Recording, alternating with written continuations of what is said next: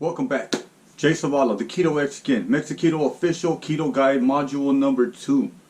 And the first thing we're going to talk about in module number 2, of course, is foods. What foods do we consume when we're in ketosis? What should we and what should we not? Let's go over this a little bit, alright? So let's go over the do's, okay? Meat and fish, okay? Meat and fish are going to provide us with proteins, the fish with fatty acids, also in the meat.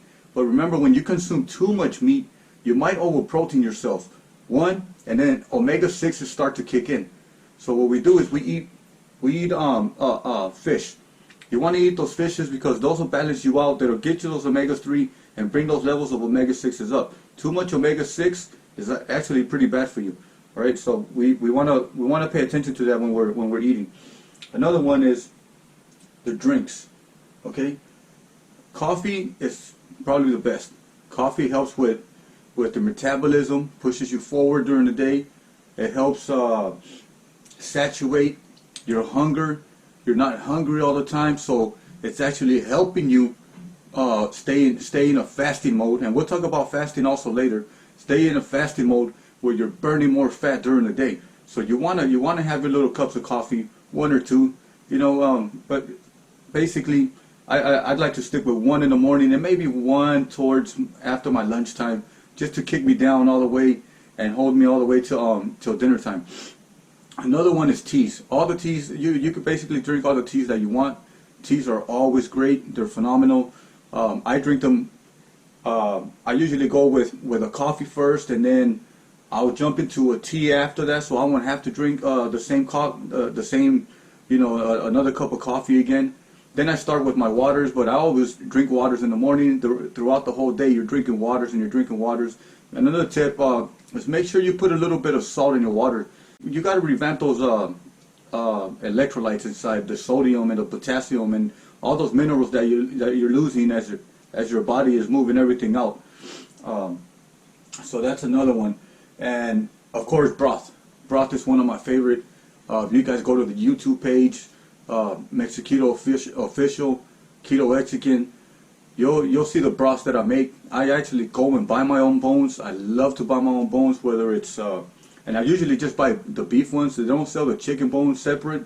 They don't sell fish bones separate. So all of that, you would have to go ahead and buy a whole fish or buy a whole chicken and make yourself some broth with it and keep the bones. But for the most part, my favorite is bone broth, and it's pretty basic and simple to make. Just put some bones in water. I usually go for a pound of bones.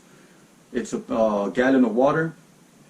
Throw some salt in there, maybe an onion and a piece of garlic, and then just wait. Let it simmer from 3 to 6 hours, depending on how you're cooking it and how low it is. And then just clean it up. Make sure that you clean it up. You get some of the bone cuts in there. Get it out the way. You don't want all that nasty stuff in there. Try to get it as clean as possible as you can. And then you go ahead and add your sodium and your potassium, preferably cream of tartar. Go and get some of that. And that's how I break my fasting. When I'm fasting, that's what I do. I use bone broth. I try not to drink any of the broth within the first 24 to 48 hours of any fasting. And this just because it contains fat and it's still caloric. So you don't want to risk the chance of getting booted out of your fasting state and lose the benefits of autophagy and all the greatness that comes with fasting. So moving along with that, now your veggies. As far as your veggies, I like to stick with all my greens and my leafy greens, and we're talking about spinach, cabbage is one of my favorite, asparagus, Brussels sprouts, broccoli. I mean, get some broccoli and just cook it and put some fat on it, and boom, you're good to go. So when it comes to the vegetables, that's where I like to get all my veggies from. If you're gonna consume like carrots and stuff like that, potatoes, those are not really the ones you want. They're a little bit too starchy and they contain too many carbohydrates, so you want to stay away from those. But we're gonna get into the no zone with the keto ones next. All right, we'll talk about that afterwards. So we're talking about flours. We don't want to go back to the whole wheat and the refined flours that are being processed and given on a normal basis. The flours that we're going to consume are almond, coconut, flaxseed, and psyllium husk.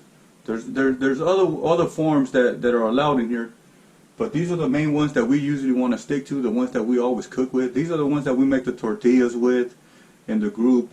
We make some of the pizza dough. Many uses for it. So now let's talk about the type of nuts that we can eat. Some of them are really high, like macadamia nuts are perfect. They're really high in fat. So you want to get those. They're high in fat. They're high in iron. Another one, you can have pecans, sunflower seeds. Just make sure that they're not the kind too many carbs in them, or contain some of the bad oils like sesame seeds. We kind of don't want those. Those are not that good. So we're going to stay away from those, right? Now, we're going to step into dairies. So when it comes down to dairies, if you're going to drink milk, try to drink 100% whole fat milk. You don't want to go off of that with the water-based and all the sugars that they put into it as it is. When I drink milk, I drink almond milk. That's my preference, but unsweetened almond milk. Nothing sweet. Nothing sweet. As far as, you want 100% grass-fed butter, eggs, of course, heavy cream. Let me see. Their cheeses, just make sure that they're whole block cheeses, that the cheeses are nice and block. You want to stay away from the processed stuff. That's a no-no. We don't want that. Too much sugar and too much contaminants in there. Okay, let's go to the no side. Okay, no keto. This is what you don't want to eat. Okay, as far as fats, we don't want the refined ones like canola oil, grain ones like corn oil. You want to stay away from margarines. That's not a good fat. That's actually vegetable oil and canola and all that crazy stuff that we don't eat. And so we're gonna stay away from those type of oils. Okay, the ones that we want to stick to are like EVOO, avocado oil, MCT oil, coconut oil. Those good healthy ones with low triglycerides. Now, as far as sweets and snacks, that's a given, right? We're staying away from sugar. We're staying away from sugar. Sugar is what promotes insulin, right? Insulin, when it's promoted, it stops the fat burning. That's it. That's what's going to get you kicked out of ketosis. So you want to stay away from all the sugar and the sweets. If you're going to consume sweets, make sure that they more than likely you make them, or find somebody that cooks low carb keto, that's a specialist in it, that's probably using monk fruit or stevia. Those are the sweeteners that you want to use if you have to use them. Understanding also that even like with stevia, it sometimes promotes insulin. Whether people believe it or not, it gets you into the mindset, and it tells that that's something sweet and insulin promotes. Okay, so we want to think about this stuff, even those artificial sweeteners that we're eating them. Okay, we kind of want to stay away from them, but if we have to, monk fruit and stevia are the two that I recommend. I really don't recommend any of the other ones. Right?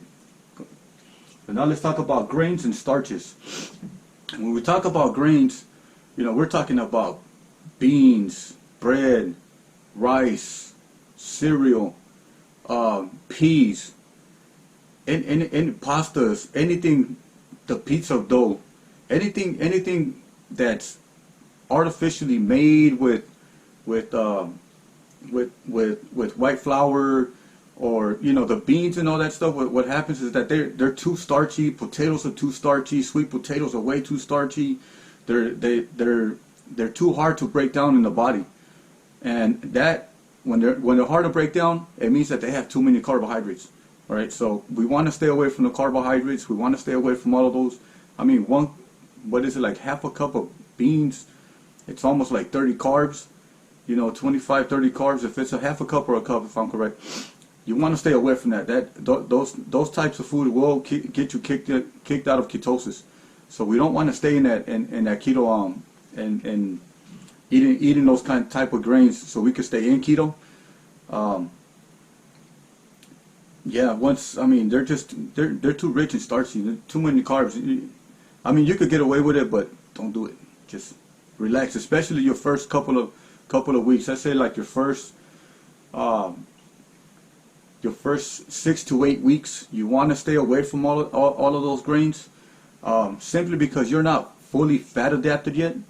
And what we want to do is get you fat adapted, and it usually takes between 6 to 10 weeks to get you fully fat adapted, right? Usually like the earliest would be like 6 weeks, but we want to go beyond that a little bit.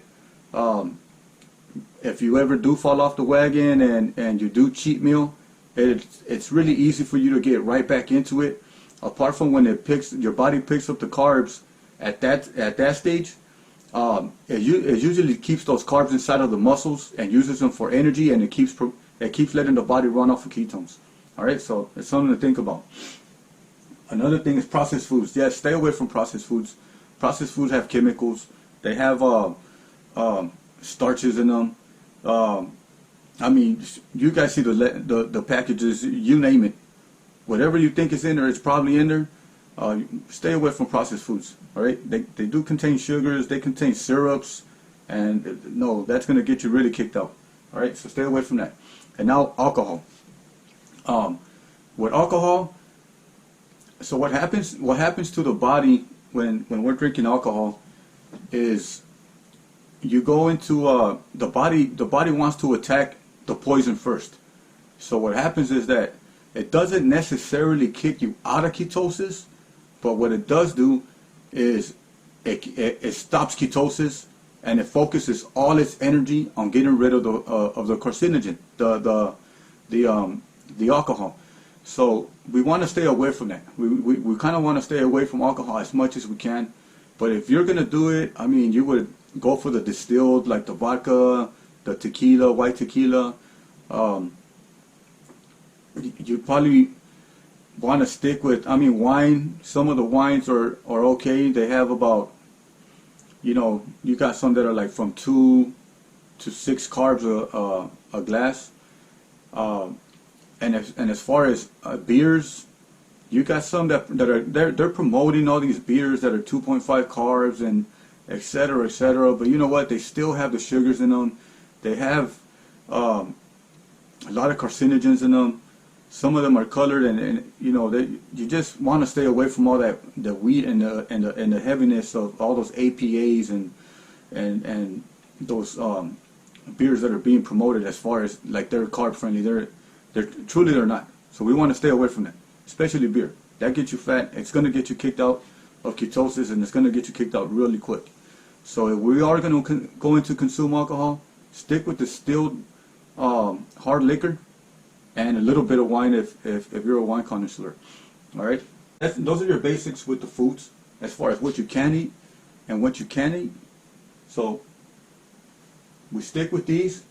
These are going to keep us in ketosis and keep us healthy. The no keto ones, yeah, just stay away from the sweets. Stay away from the sweets. Stay away from all the high carb and starch, and you'll get through it and you'll be fine. So yeah, I see you guys in module 2, part 2.